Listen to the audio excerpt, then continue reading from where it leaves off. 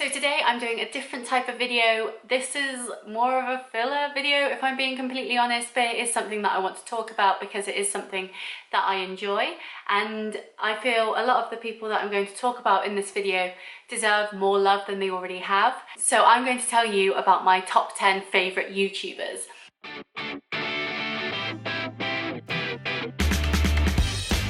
Now this isn't in any order, and I don't think I have any sort of power with my like 47 subscribers to really make any difference to their subscriber levels, etc. It's more just for me to chat about the people I enjoy, because you might enjoy them too, and I feel some of the people that I'm going to talk about are in a way more niche, and so trying to find people with the same sort of interests that you have in the people you watch on YouTube can be a bit awkward. Talking about your favourite YouTubers and who you enjoy watching lets you know me a bit more, but also lets me find other people that might also like them to talk to and enjoy their videos with. So as I think I said, but I can't remember, these are in no particular order. I've got them open on my laptop, so I'm just going to be going through and explaining who they are, what they do, and why I enjoy them. So the first people I'm going to talk about are Achievement Hunter. Achievement Hunter have been going for many years. They have a few different YouTube channels, so their main one is Achievement Hunter, then they've got one called Let's Play, which is where they do all their video games, and as I just said, they play games on YouTube, and I find them quite entertaining to watch. The thing with this group is that it's a business. They are owned, I think they're owned by Rooster Teeth, who do a lot of animated stuff. They've done feature-length films, etc. So it's a big creative sphere, and it's brilliant to be a YouTube company. And I really enjoy Achievement Hunter because it's not just one person playing the game, it's a group, it's a collective, and people jump in and jump out whenever they see fit. And it's just really fun, and it's a really good dynamic. And the reason that I enjoy it a lot is, while it is an American company, there is one British guy that works for them who also does the Slow-Mo Guys video. He's called Gavin, he's from England, and he, in the olden days, as I've been watching this since before uni, he was very British, and so he'd come out with things and sayings that the other people wouldn't think were real, but I'd be watching it giggling my head off because that's just how we speak in England. And so I find them really fun to watch. It's a really interesting dynamic, and if you're into Let's Plays and like communities and stuff, then I definitely recommend them. So the next people I'm going to talk about kind of use their YouTube as a shoe-in to their Patreon, I think. They are called Pretty Much It, and they do movie and TV commentary. Now obviously I'm a huge fan of film and TV, so watching these guys is really fun. There's two of them, sometimes more, and they are just hilarious guys. They're really funny, they're very clever, and their videos are just a joy to watch. Now, as I said, YouTube is a bit, seems like a shoehorn to their patrons, so that you on YouTube will only get a snippet of their commentary of a film, while on their Patreon you will get the whole like commentary. I mean, everyone's got a hustle, so no issue, but even with the little snippets you get on their YouTube channel, they are so funny and so fun to watch, and they go through all different genres of movies. They've done Harry Potter, Twilight, Paranormal Activity, the Final Destination movies. They did 13 Reasons Why. They did some on a live tour, which was funny to watch because you got the audience interaction. And they are just two guys that are really funny, really clever, and I definitely recommend them because I don't feel enough people know about them, really. So the third guy is a guy that got put in my recommended. I've known about him for a while, so when I found out how many subscribers he has now, I almost had a bit of pride, like, you deserve this, like, go get that YouTube coin. But he's called Call Me Kevin. He's Irish, he's another gamer, but he's so brilliant. Like, he's so funny, he's really charming, he can sing, he's funny, he plays lots of different games. His biggest that I'd say most people watch are his Sims series. He plays The Sims 4, and he doesn't play it like a usual gamer would. It's very dark and twisted and involves a lot of basements and a lot of captivity, but it's hilarious because it's The Sims, and it's a whole series, so you can watch it from the start to the end, and it's just brilliant. He does a lot of other videos as well. He does a lot of games that you don't really see a lot of other gamers doing, which in some ways is because those games aren't obviously trendy, but he makes them fun, and that's why I enjoy watching them, because he's played games like a Playmobil game, which he clearly had a huge passion for. So watching it, even though I had no interest in it at all, made me feel like good about that video, because he was so passionate, that made me think, no, this is a good video. And he's definitely someone that I go back and watch again and again. His Harry Potter series on PC and PlayStation 1 and PlayStation 2 are hilarious. The amount of times, and no one will get this unless you've watched his videos, the amount of times it just randomly out of nowhere, I just go, a bean! I don't even know why, but he's clearly had an effect on me. But no, Call Me Kevin is a brilliant YouTuber, and he really deserves all the love he gets, because he just seems so genuine and nice, and yeah, I just really enjoy his videos. So then, carrying on the sort of Sims theme, we go on to a girl called Plumbella. Plumbella is, I want to say northern, but I'm from the southwest, so anything really for me is northern. But she's an English YouTuber. She's brilliant. She's very outspoken. She's very confident on video, on camera. She plays Sims games, but she makes them interesting as well. She does a lot of speed builds. She does a lot of different things that other people might not do, or they might, but because of her personality, I just really enjoy it. She's funny. She's witty, her editing is top notch, and she's just brilliant. So yeah, I definitely recommend her. Now this one is definitely a different YouTuber. He's not really a YouTuber, he's coming to the YouTube sphere recently. But this is definitely a side effect of me getting into my fitness and nutrition and workout, and that's Eddie the Beast Hall. Now if you don't know Eddie Hall, he was World's Strongest Man 2017. Since then he's retired. He's still done like Britain's Strongest Man and stuff, but he did, once he had the title, he was like, that's it, I've pushed myself to the limit, so I'm going to calm down a bit. He is now going up against one of his competitors from the World's Strongest Man in a boxing fight, because every YouTuber has to box these days, and it's just really interesting watching him go from a like 300-pound like beast of a man to someone who's a lot more, like, his six-pack is insane, and even though he's still quite large, you can see he's really fit, and just to see that transition. And it's so fascinating to see the behind the scenes of what these men and women put themselves through to achieve their goals of being World's Strongest Man or all these fitness things. It's fascinating. Obviously I'm not the biggest fitness advocate. I'm not like crazy and like going around in workout clothes all the time and like preaching about protein shakes, but he's very motivational. He really gets me want to like work out and do my best, you know, and he's very funny as well, very witty, so I definitely recommend you give him a watch. This next one is definitely an acquired taste.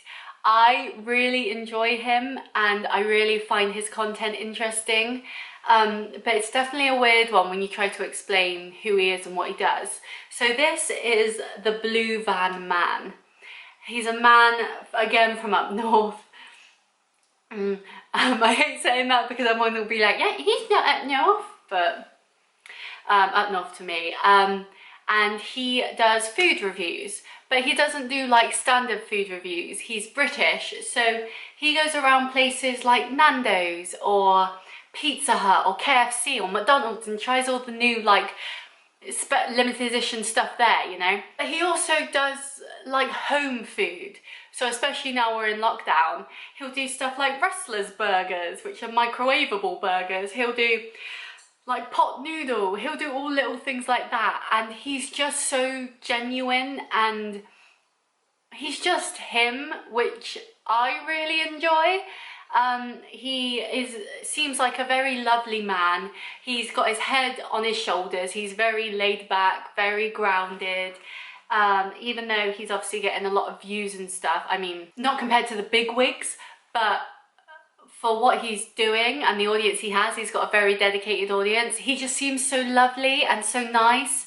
I love his Unky Steve as well. I haven't actually listened to their podcast, but I think I should because they seem like a really good duo. But he's just so genuine and nice, and it's kind of what you think of YouTube when you think of YouTube back in the day when vloggers were starting out and it wasn't all big productions and £1,000 worth of camera and lighting and stuff.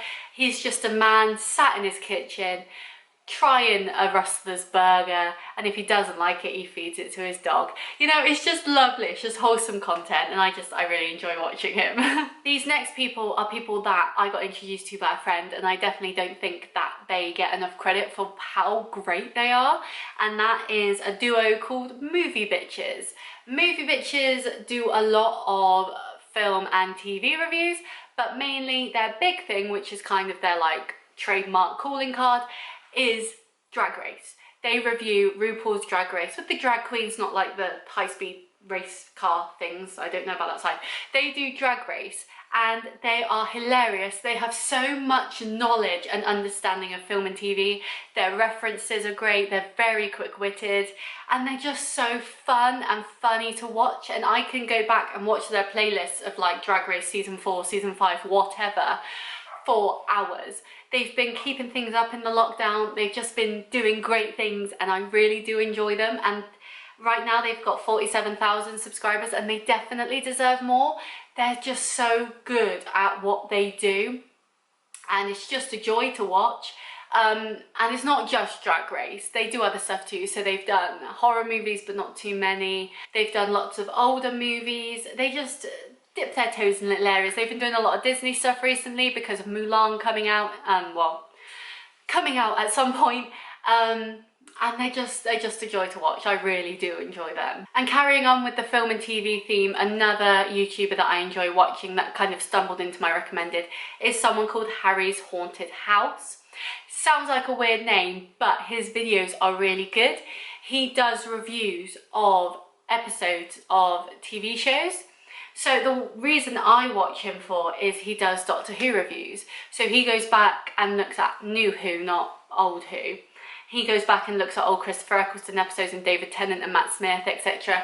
And he dissects them and he talks about whether they're good or not and what makes them good and what doesn't. And he's done it with Black Mirror too. And he knows what he's talking about. He's very in-depth, but his videos aren't too long. They're like 10 to 15 minutes each, I think, unless he does like a double feature.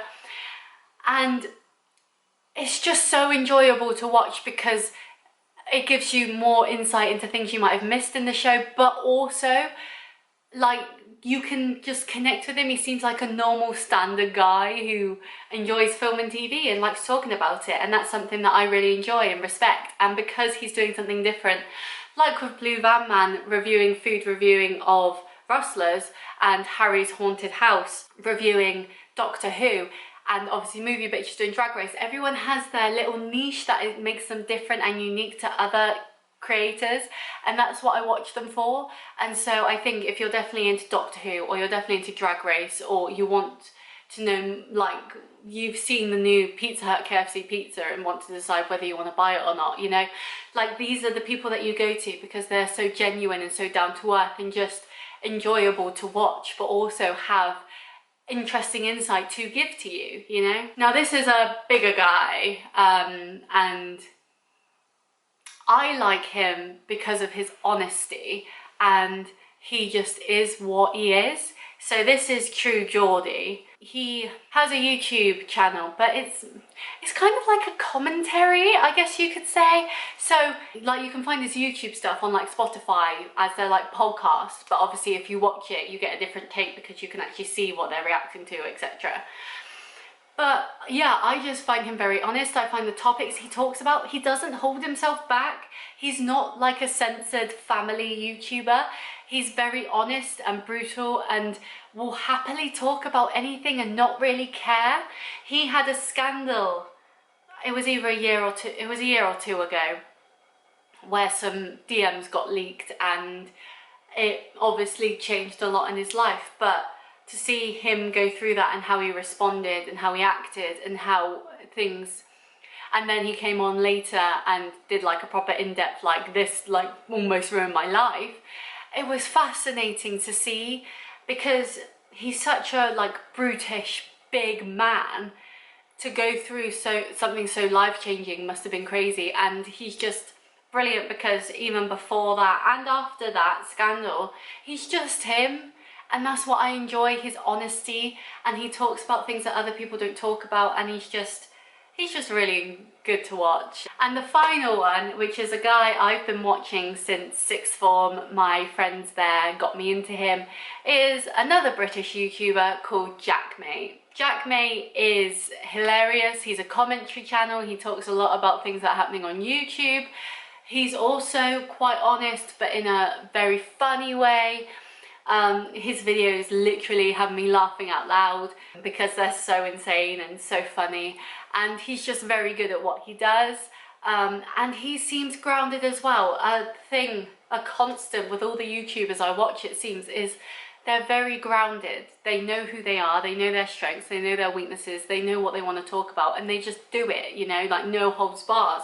This is what I enjoy. If you're going to watch it, you're going to watch it. If you're not, oh well. It's just great to see creators like that, obviously this is their job, this is what gives them money, but at the same time they're not losing their integrity to make coin, you know. I don't know why I keep saying make coin, it doesn't suit me at all. But no, Jackmate is a very funny YouTuber. He also has Jackmate's Happy Hour, which is a podcast, but he uploads the videos to YouTube as well. I really enjoy watching him, and his co-hosts and their guests always have really good chemistry, so they're very fun to watch. I do feel with Jackmate, he's a good YouTuber to watch if you understand the YouTube sphere. Otherwise it could go over your head a bit because he mainly talks about other YouTubers. So if you're in the loop, then that's fine, but otherwise it's a bit like, wait, what's this? Like, what are you on about now? But no, it's he's a good YouTuber, he is a good one to watch. So yeah, they're my top 10 YouTubers. I'd love to know who you watch and give me some suggestions as well. And yeah, I hope you enjoyed this video. I'll see you next time. Bye!